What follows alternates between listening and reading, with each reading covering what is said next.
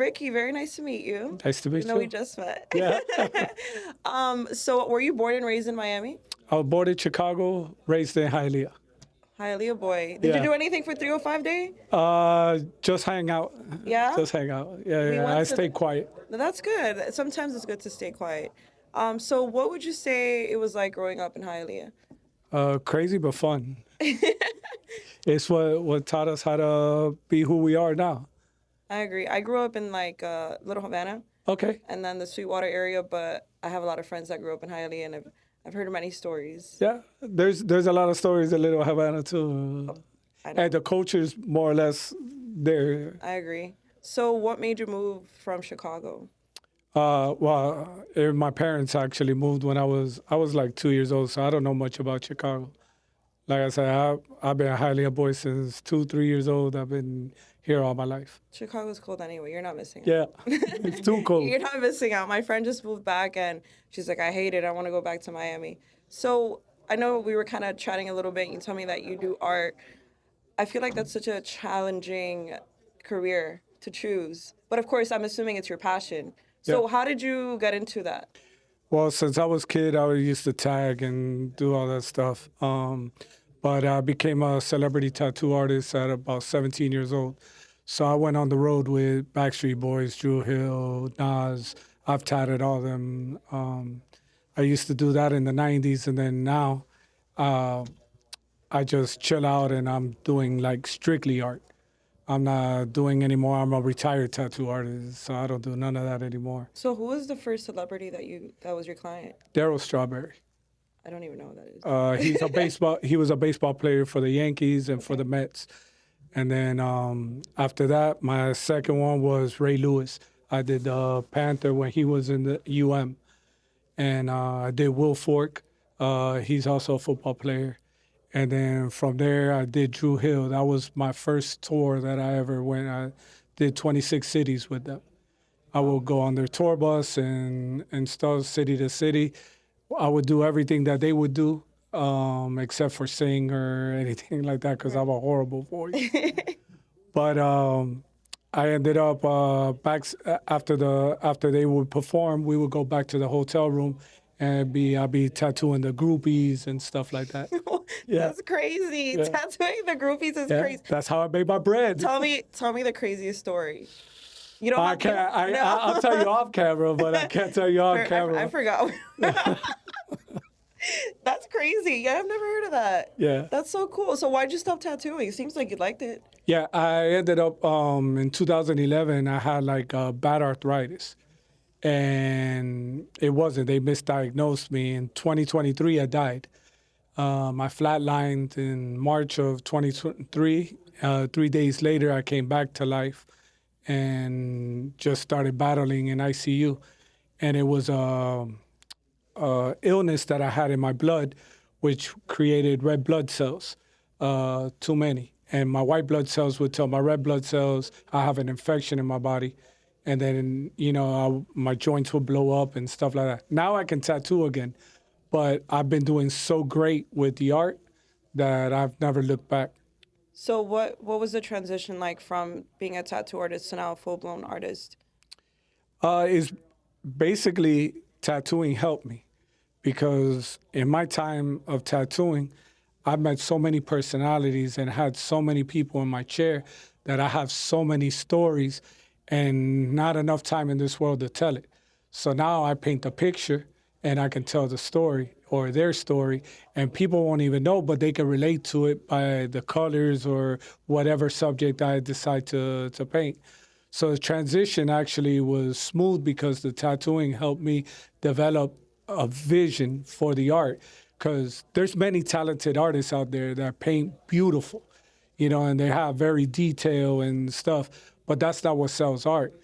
What really sells art is when you have soul behind your art and people can relate and can make that art part of them. If they can feel something when they see your art, then that's the point that'll sell the art. The art sells itself because they can relate to it. Where if you can paint a pretty picture, people look at it, oh, it's pretty, but that don't belong in my house. You know, they don't got no feeling or no inspiration from it. I respect artists a lot because I think what you guys do is very difficult. And it's true what you're saying about a picture. Sometimes you can't express things maybe in words, but you know, the saying, a picture's worth 1,000 words. Yeah. And I respect art in general because I think it takes a lot to really have an image and then turn it into something in your mind, because that's where it begins, right? Yeah. And then turn it into something, but also have the intention of like, okay, who am I gonna attract? You know, is my audience gonna like it and things like. I'm sure when you make your art, you don't really care about that. You just create, and you know that someone's gonna like it. But what you're saying is like creating that emotion. I feel like that's a gift. Well, before I passed, right? I was dangling in art since 2015, just painting. I wouldn't sell much. I wasn't selling anything because it's like you were just explaining. It didn't have no feeling to it. And yeah, I just thought of something. Oh, this guy's popular. Let me paint a picture like his. And it wasn't really coming from my heart, and it wasn't really coming from something that I created from scratch. It could be now a cartoon or whatever it is, as long as you put the story behind it. And that's what really makes it generate into something of value. Because art is about the artist. It's not really about the art. The art is what they take with them, and the inspiration of the artist is what's built into the art. But in reality, art, all it is a piece of you. And since you can't break yourself into all these little pieces for these people, the art is what they're taking with you. They're taking a piece of you when they take your art.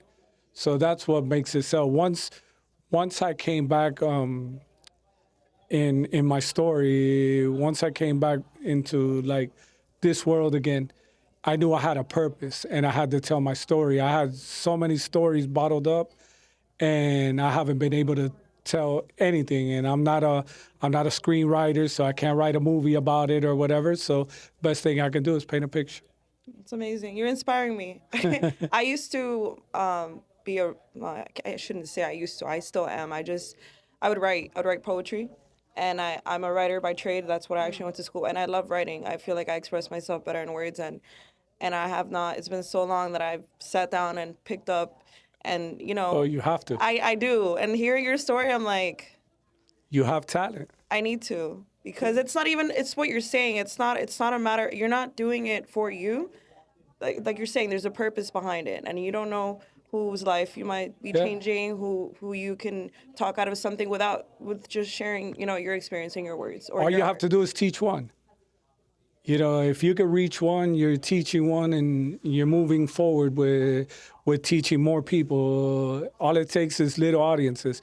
I try to do a lot of podcasts, and I try to do a lot of like different things on social media with different people, collaborate, because they might not have a lot of followings or whatever, but people start knowing you from their side, you know, the people that follow them. So now you got a little bit of them, they got a little bit of you, and it goes vice versa. And that's how you blow up, you know, into something bigger, and you start inspiring more people. So you need to stay doing writing. I need to. That's why I got back into creating. I feel like most people, the issue is they get in their head about so many things, and it's like, just do it. Just do it. And then see what comes out of it, because you never know. You know, like what you're sharing, how you started, and then, you know, life happened, you came back, and that's how you express yourself. What's been your best piece so far that you sold for the most? I did a woman empower. I got a daughter, so I raised her to be independent, not not be listening to these boys or whatever. Make her own money, Right. make her own bag, do her Right. own thing. Yes. You know, if you're with somebody, it's because you truly want to be with them, I agree. not for what they're doing for you. So I did this when I came out of the hospital. I had a vision, and I did this thing called Little Miss Boo thing. And it's a little girl holding basically a balloon. And sometimes her balloon is deflated. It's a heart. And sometimes the balloon is deflated. Sometimes it's up in the air. Sometimes it's halfway. But the whole thing tells a story. So as I was painting all these pictures and getting the attention from the pictures, I decided to write a book on women empowerment.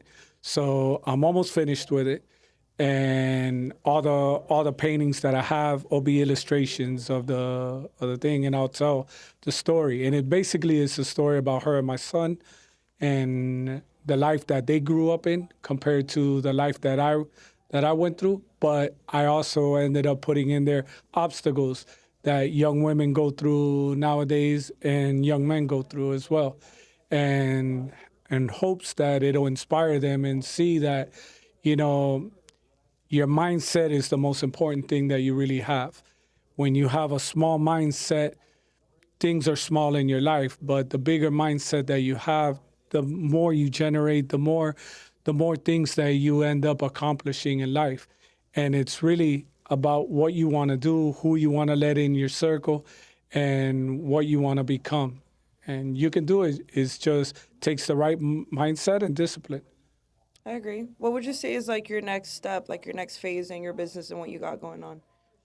I just want to teach people. I want to be able to be like a coach, be a Tony Robbins, but from Hialeah.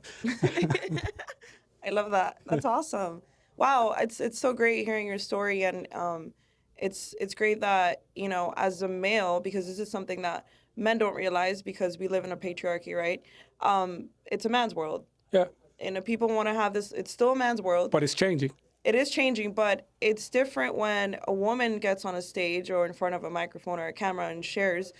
People believe her, right? Not saying they don't, Yeah, some people don't, but it's different when it's coming from a male because it's like maybe someone that wouldn't listen before because a woman was speaking, but now a man is speaking, they'll listen. So I think that's definitely great that you shared that because I was telling my friend that it's so hard being a woman and it's so hard being a woman in general. And one of the challenges that we have to overcome is that it's like walking into a room full of men and hoping that they listen to us for what we have to offer and not just what we look like. yeah, So, absolutely. how old is your daughter? She's 25. Okay. She's a finance manager. She's very successful in what she does, and she don't take no crap from any man. That's awesome. So, what would you say is the best advice that you can give a young girl? Be yourself, have your own goals, and don't let anybody diffuse you from them.